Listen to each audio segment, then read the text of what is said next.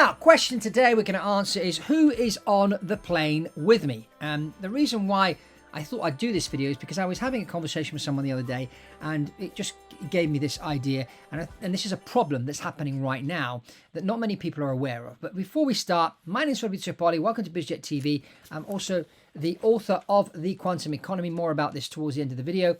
And also an airline transport pilot. So I'm here to bring you, news about private aviation and lots more in the aviation and space markets and news. So who is on the plane with me? Now, why have I asked this question? And I'm going to give you the answer.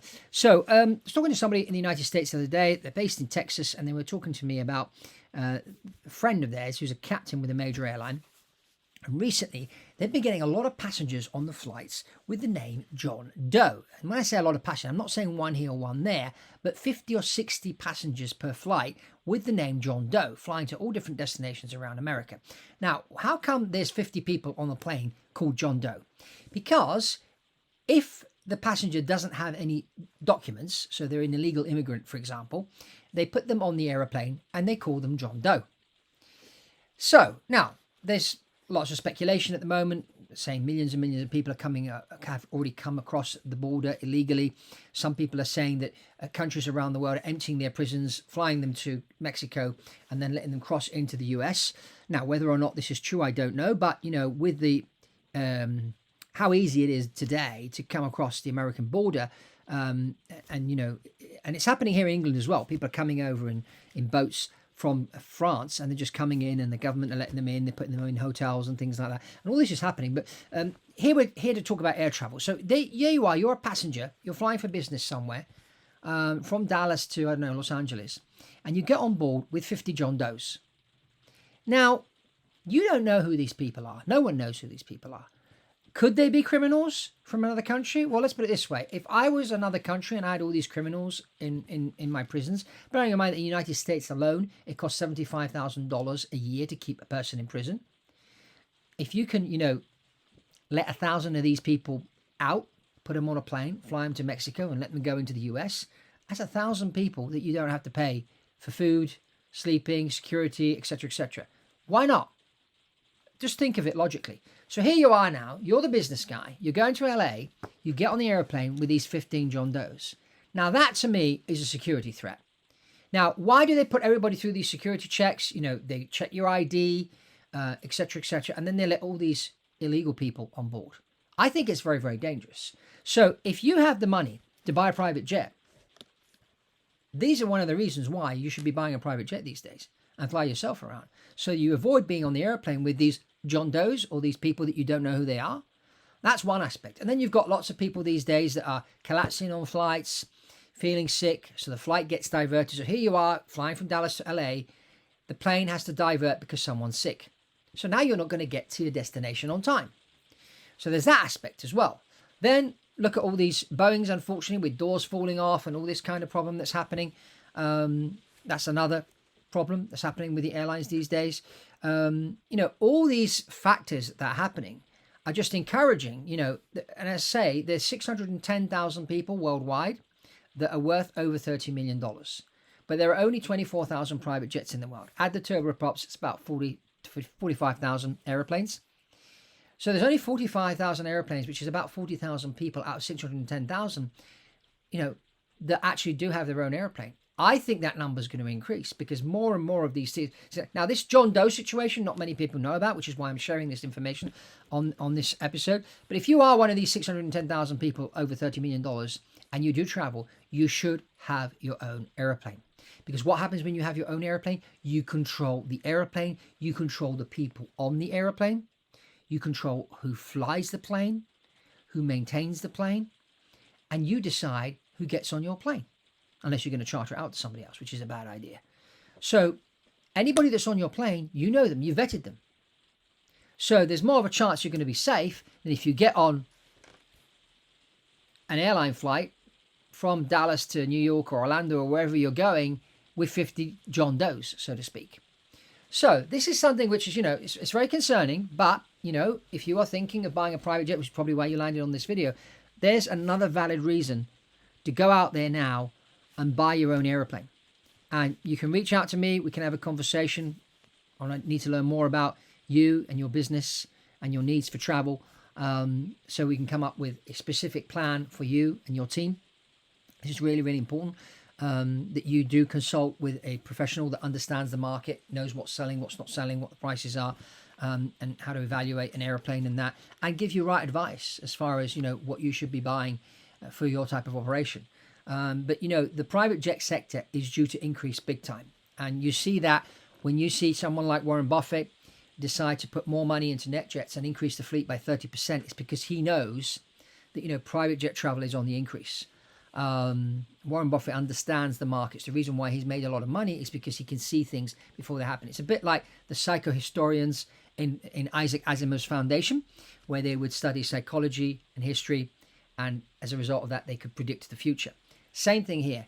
You just see that, and I talk about it in the Quantum Economy. In my book, I say, there's people out there right now using the private jet to build their business. And when you have the private jet, you do move at quantum speed. You're no longer moving in that linear speed, but that, exponential speed. And it's been done before, it's being done right now, and it's going to be done even more in the future because of the reasons I told you. Planes are being diverted, doors are falling off aeroplanes, lots of John Does flying on planes. Now, no airplanes have been hijacked or anything yet by a John Doe yet, but it's just a matter of time, and that's going to happen. Now, hopefully it's not going to happen when you're on that airplane. So, I'm not trying to scare you or anything, but, if you are worth over $30 million, it's time to buy your own plane.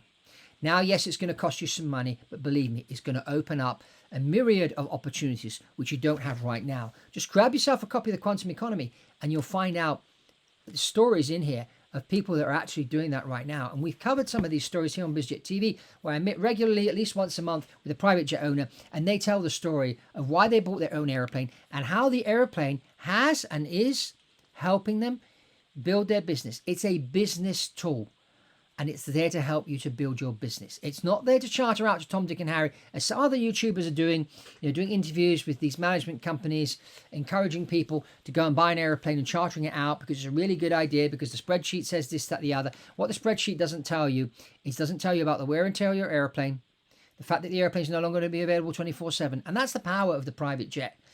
Private jets, any airplane, to make a company money, when I say money by chartering it out or flying it with paying passengers, needs to fly 4,000 hours a year. The airlines that make money, and they're very few, in order to break even, one plane needs to fly 4,000 hours. That doesn't happen with private jets. So how does the private jet make you money? It makes you money as a business tool, because it's sitting in the hangar, available 24/7, ready for you to spring into action. Where you're on the phone to a client now, and you're sitting in Salt Lake City, and your client's up in Vancouver, British Columbia, and you say, you know what, Colin, how about me coming to see you this evening for dinner? Okay, I'm just going to jump in my plane, just call my pilot, fire up the flight plan, and I'll be there in a few hours, and we can go for dinner and and sort out the problems that we've been talking about. Let's just meet face to face. The ability to spring into action at so short notice. If you're chartering your plane out, you don't have that ability. And the plane's getting wear and tear and whatever. And in the end of the day, you speak to any owner, and they'll tell you it was a really, really bad idea to charter my plane out when I'm not using it. That's the reality. I don't care who manages your airplane for you, okay? They're telling you a big fat lie. Now, if they bring the airplane in to charter out, they're obviously going to make money. You're not going to make money. The plane's going to depreciate a lot more. Time when you come to sell, you've got a battered interior. It's not competitive with the other airplanes out there. You really want to keep this plane for your own use as a business tool, and that's really, really key. So, because, at the end of the day, if you're chartering it out, you've got the John Does flying on your airplane as well. And I've had people, charter their plane out, and passengers have been smoking on the airplane, putting the cigarette things on the seats and ruining the seats and things like that. You don't want that to happen to your, $1.5 million interior of your private jet. So, that's my take here on this whole thing. So there's lots of these people out there. You get on an airliner and you just don't know who's sitting next to you. And that, in today's world, could be dangerous. So there's another reason, if you're one of those 610,000 people that are worth over $30 million, it's time to get on a call and talk about, buying a private jet.